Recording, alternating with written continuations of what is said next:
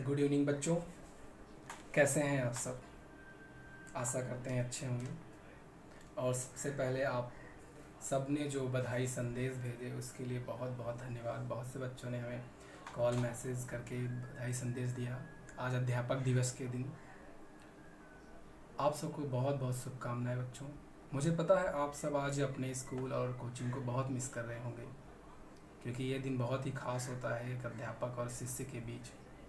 एक अध्यापक ही होता है जो आप सबको उन सभी मुश्किलों के दौर से बचाता है, आपका मार्गदर्शन करता है कि आपको किस ओर और कैसे जाना है।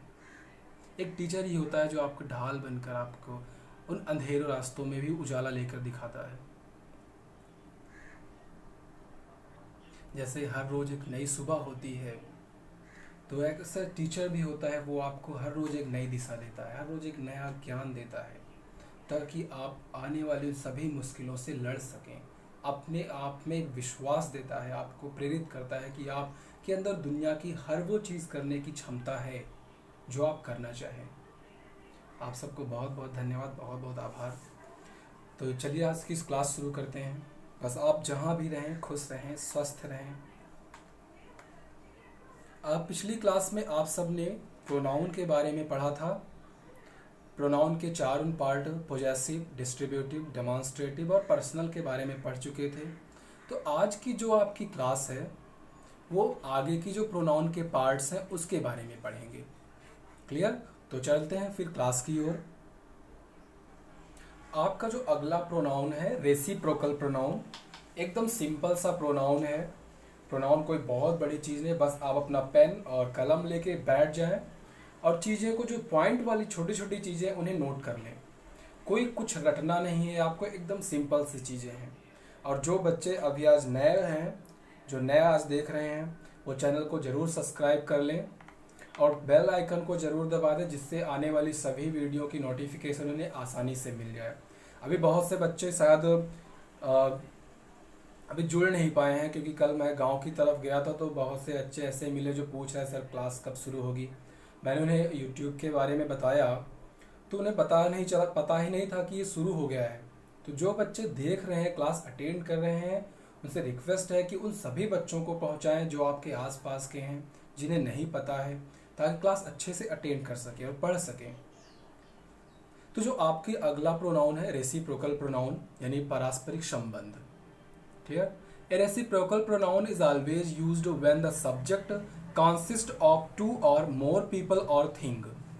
यानी एक ऐसा प्रोनाउन जो किसी दो से अधिक व्यक्तियों या वस्तुओं के बीच के एक रिलेशन को दर्शाता है। क्लियर? वो क्या होता है? Reciprocal pronoun. एकदम सिंपल सा छोटी सी बात है। जब दो से अधिक के बारे में बात करें तो क्या होगा? वहां पर रेसिप्रोकल प्रोनाउन का यूज करेंगे। एग्जाम्पल के लिए यहां पर सिर्फ दो है, आपके दो रेसिप्रोकल प्रोनाउन है। एक है ईच अदर और दूसरा है आपका वन अनदर।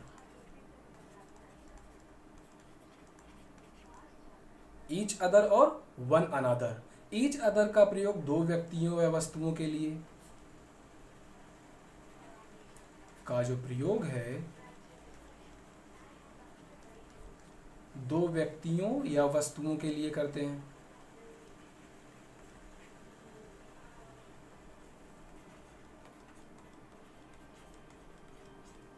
और जो वन अनदर का यूज होता है वो दो से अधिक के लिए।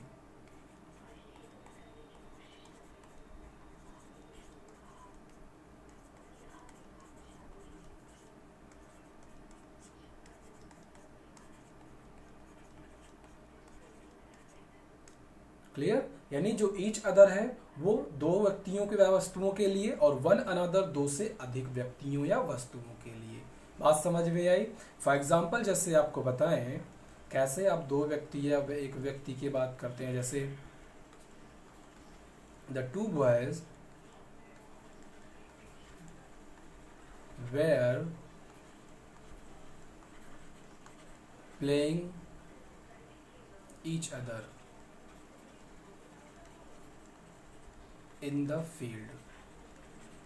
अब यहां पर ये उन दो लड़कों के बारे में बता रहा है कि वो एक साथ क्या कर रहे हैं? मैदान में खेल रहे हैं। The two boys were playing each other in the field. Clear, बात समझ में आई ना, कि जब दो व्यक्तियों के बारे में बात करेंगे तो वहां पर क्या होगा, ईच अदर। ठीक, और जब दो से अधिक के बारे में बात करेगा तो क्या हो जाएगा, वन अनदर। जैसे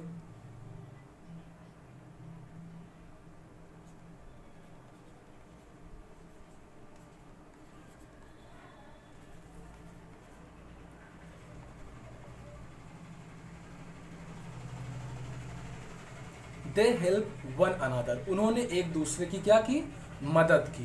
तो वहां पर क्या हो जाएगा, क्योंकि यहां पर दो से अधिक व्यक्तियों की बात कर रहा है ना, दे हेल्प वन अनदर, यानी दो से अधिक हो गए अब, तो वहां पर क्या हो जाएगा, वन अनदर। और जब एक व्यक्तियों की और दो व्यक्तियों के लिए या वस्तुओं के लिए बात करेंगे तो ईच अदर। क्लियर, एकदम सिंपल सी चीज है, ईच अदर और वन अनदर, यही दो हैं। और दूसरी बात, कभी भी इनका जो यूज है वो सब्जेक्ट के रूप में नहीं किया जाएगा। क्लियर, सेंटेंस देखो, each other ready to go there. हमने कहा कि इसका जो प्रयोग है, यानी ईच अदर और वन अनदर का प्रयोग सब्जेक्ट के रूप में नहीं किया जाएगा, तो ये सेंटेंस क्या हो जाएगा, गलत। हमेशा इन्हें सिर्फ और सिर्फ एक प्रोनाउन के रूप में करना है, क्योंकि ये प्रोनाउन है तो सब्जेक्टिव के स्थान पे तो आ ही नहीं सकते। क्लियर से एकदम साफ सी बात है। मैंने पहली ही क्लास में बताया था कि जो प्रोनाउन होता है वो कभी भी सब्जेक्ट के रूप में नहीं आएगा।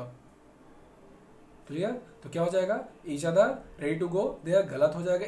और जैसे इसके एग्जांपल देखें, they cheated one another, you and he help each other. यहां जो देखो, यू और ही के दो व्यक्तियों की बात कर रहा है, तो इसलिए क्या हो गया, ईच अदर। यहाँ दो दे जो है वो बहुत से व्यक्तियों की बात कर रहा है, इसलिए क्या हो जाएगा, वन अनदर। क्लियर, ये हुई आपकी रेसिप्रोकल प्रोनाउन। चलते हैं नेक्स्ट प्रोनाउन की ओर। जो अगला आपका नेक्स्ट प्रोनाउन है, रिफ्लेक्सिव प्रोनाउन। रिफ्लेक्सिव प्रोनाउन यानी निजवाचक सर्वनाम, यानी कोई ऐसा सर्वनाम जो नाउन होता है वो किसी चीज पर वो अपना ही हक जताता है, ऑनर दिखाता है, तो वो क्या होता है, reflexive pronoun. Reflexive pronoun are words that end in self when in singular form and selves when in plural form and are applied whenever the subject and object are similar। तो जो reflexive pronoun होते हैं उसकी पहचान क्या होती है, जब नाउन के लास्ट में सेल्फ और सेल्व्स मिलेगा। क्लियर, और ये सेल्फ और सेल्व्स का प्रयोग तब होता है जब सब्जेक्ट और ऑब्जेक्ट दोनों एक ही हों, यानी जो सब्जेक्ट है वो जो ऑब्जेक्ट दोनों एक ही दूसरे यानी एक ही के बारे में बात कर रहे हो, तो वो क्या होता है, रिफ्लेक्सिव प्रोनाउन। और ये जो अब जब नाउन आपका सिंगुलर फॉर्म में हो तो सेल्फ लगाया जाता है और प्लूरल फॉर्म में हो तो सेल्व्स। आप देखते हैं कैसे, इसके एग्जांपल्स क्या क्या हैं उसमें। जब नॉमिनेटिव केस में क्या है, आई हो, तो इसका रिफ्लेक्सिव प्रोनाउन क्या बनता है, माई सेल्फ। क्लियर, अगर ही है नॉमिनेटिव केस तो इसका रिफ्लेक्सिव प्रोनाउन बनेगा हिमसेल्फ। क्लियर, अगर सी है तो क्या हो जाएगा, हर सेल्फ। यू है तो क्या हो जाएगा, योर सेल्फ। इट अगर नॉमिनेटिव केस में है तो इसका हो जाता है itself. Is that clear, I होगा तो माई सेल्फ, ही है तो हिमसेल्फ, शी होगा तो हर सेल्फ, यू होगा तो योर सेल्फ, इट होगा तो इट सेल्फ। ये तो सिंगुलर फॉर्म के हो गए। अब अगला सेल्फ्स के लिए, जैसे यू भी क्या होता है, योर सेल्फ कर सकते हैं, दोनों सही होता है।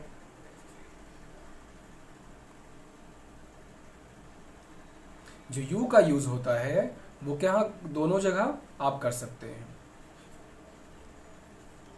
योर सेल्फ्स हो जाएगा। दे अगर नॉमिनेटिव केस में है तो क्या हो जाएगा, देमसेल्व्स।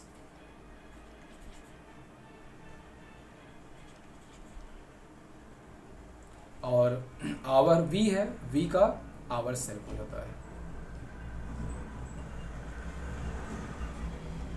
क्लास को पूरा अटेंड करेंगे तो ज़्यादा अच्छा रहेगा। बीच में अगर आपने कुछ भी मिस कर दिया तो चीज़ें आपको समझ नहीं आएंगी, इसलिए आप भी देखो और अपने जो दोस्त यार हैं उनको भी इसे शेयर करें ताकि वो भी क्लास को देख सकें। क्लियर? आई का माई सेल्फ, ही का हिमसेल्फ, शी का हर सेल्फ, यू का योर सेल्फ, सॉरी यहाँ आर नहीं है, योर सेल्फ, इट का इट सेल्फ। वैसे ही प्लूरल फॉर्म में यू भी यूज किया जाता है, यू का योर सेल्फ हो जाएगा, दे का देम सेल्फ हो जाएगा, और आवर का आवर सेल्फ हो जाएगा। क्लियर? आपको एग्जाम्पल के रूप में दिखा देते हैं, जैसे कोई सेंटेंस दे करके, you do it yourself, तुम इसे स्वयं करो। Clear? You do it yourself, बात समझ में ना आई? She cut her finger herself, उसने स्वयं ही अपनी उंगली काट ली। बस आपको ध्यान देने वाली बात यह है कि अगर नॉमिनेटिव केस में सी है तो आपको हर सेल्फ यूज करना है, ना कि आप हिमसेल्फ कर दें। अगर she cut her finger himself कर देंगे तो सेंटेंस क्या हो जाएगा आपका गलत। सही क्या होगा उसका? Her self. यू के लिए योर सेल्फ, इट के लिए इट सेल्फ। बस इतनी छोटी सी बात है, यही आपको रटना नहीं है, आपको बहुत बड़ी चीज है आप रटो उसे, बस ध्यान देने वाली बात है। आई का माई सेल्फ, ही का हिमसेल्फ, वैसे ही सभी है। बात समझ में आ गई ना? ठीक। अब एक पॉइंट वाली बात ये आपको नोट करना है, इसे इरेज कर देता हूं। रिफ्लेक्सिव प्रोनाउन का यूज जो होता है कभी भी सब्जेक्ट के रूप में नहीं किया जाता है। बात समझ लीजिए आप, जो रिफ्लेक्सिव प्रोनाउन है उसका यूज कभी भी सब्जेक्ट के रूप में नहीं किया जाएगा। क्लियर? जैसे अगर सब्जेक्ट रूप में करते हैं तो क्या हो जाएगा, सेंटेंस आपका गलत हो जाएगा तुरंत ही। जैसे my self shied, my self side, क्या हो जाएगा, गलत हो जाएगा सेंटेंस। इसका सही करने के लिए क्या होगा, आई सी इट माई सेल्फ होगा। बात समझ रहे ना? तो सब्जेक्ट के रूप में हम इसका प्रयोग कभी नहीं करेंगे। अगर सब्जेक्ट के रूप में प्रयोग करते हैं तो आपका सेंटेंस क्या हो जाएगा, गलत हो जाएगा। बात समझ में आई ना? जो भी अगर कोई भी समस्या हो तो आप कमेंट बॉक्स में जाकर लिख सकते हो समस्या, उसे हम जरूर दूर करेंगे। क्लियर? और जो बच्चे हैं कुछ जो प्रश्न वीडियो के लास्ट में हम जो प्रश्न देते हैं, बहुत से बच्चे हैं जो हमें व्हाट्सएप के माध्यम से उसका जवाब भेजते हैं। बहुत अच्छा लगता है कि आप कम से कम पूरा वीडियो देखते हैं और दिए गए प्रश्नों को हल करते हैं और आपके जवाब भी सही होते हैं, बहुत अच्छा लगता है। तो ऐसे ही आप पढ़ते रहिए, कोई भी समस्या हो वो दूर की जाएगी। अगला जो आपका प्रोनाउन है, रिफ्लेक्सिव प्रोनाउन तो अच्छे से समझ में आ गया होगा, अगर कोई समस्या हो तो जरूर बताएं। नेक्स्ट जो आपका प्रोनाउन है एम्फैटिक प्रोनाउन, चलते हैं इसके बारे में। नेक्स्ट है आपका एम्फैटिक प्रोनाउन। एम्फैटिक प्रोनाउन का मतलब होता है दबाव सूचक सर्वनाम, यानी ऐसा सर्वनाम जो नाउन पर क्या दे रहा हो, जोर दे रहा हो। क्लियर? वो क्या होता है, एम्फैटिक प्रोनाउन।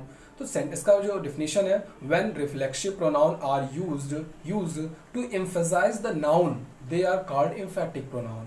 यानी जब ऐसा रिफ्लेक्सिव प्रोनाउन ही आपका जब नाउन पर क्या करता है, एम्फसाइज करता है, यानी जोर देता है, तो वही क्या बन जाता है, एम्फैटिक प्रोनाउन। इसका मतलब ये हुआ कि जो रिफ्लेक्सिव प्रोनाउन है और एम्फैटिक प्रोनाउन है दोनों सेम है, बस अंतर क्या है कि जब नाउन पर जोर दिया जाता है तो वो एम्फैटिक प्रोनाउन हो जाता है। एग्जाम्पल में जैसे देखें, आपके वही सब होते हैं, यानी सेल्फ और सेल्फ्स ही मिलेंगे आपको, यानी जो नाउन होगा उसके लास्ट में सेल्फ्स और सेल्फ्स ही मिलेंगे। बस सेंटेंस में अंतर ये होगा कि नाउन पर जब ज्यादा जोर देगा तो एम्फैटिक हो जाएगा, जब सिर्फ उस पर हक जब बता रहा होगा तो क्या होगा, रिफ्लेक्सिव प्रोनाउन। फॉर एग्जाम्पल जैसे I myself did it, I myself did it, मैंने स्वयं ही इसे किया। अब यहां पर देखो जो ये माई सेल्फ है वो क्या दे रहा है, इस नाउन के लिए जोर दे रहा है, आई माई सेल्फ डिड इट, मैंने स्वयं ही किया। लेकिन अगर इसे रिफ्लेक्सिव में करते तो क्या हो जाता, I did it I did it my self, मैंने स्वयं किया, बस मैं, और वो मैंने स्वयं ही इसे किया, मैंने इसे स्वयं किया, कोई अंतर नहीं, बस जोड़ देता है बस माई सेल्फ। और ये हमेशा सब्जेक्ट के जस्ट बाद यूज किया जाएगा, यानी इम्फेटिक प्रोनाउन में जो इम्फेटिक वर्ड है, जो प्रोनाउन है, वो कहाँ यूज किया जाएगा, सब्जेक्ट के जस्ट बाद। क्यों? क्योंकि वो जो सब्जेक्ट है उस पर उसे जोड़ देना है, इसलिए वो सब्जेक्ट के जस्ट बाद होगा। क्लियर? एकदम सिंपल, एकदम छोटी सी चीज है, कोई बहुत बड़ी चीज नहीं है ना प्रोनाउन। बात समझ रहे ना? आपको और जैसे एग्जांपल देके समझाता हूं।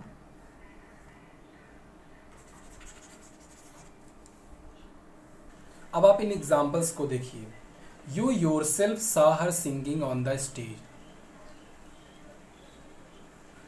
यू योरसेल्फ यानी अब वो जोड़ दे रहा है ना उनको कि तुमने स्वयं ही देखा उसे स्टेज पर गाते हुए। Clear? They themselves wasted their property, उन्होंने स्वयं ही अपनी जो संपत्ति है उसे क्या कर दिया, नष्ट कर दिया। I myself wash my cloth, मैंने स्वयं ही अपने कपड़े धोए।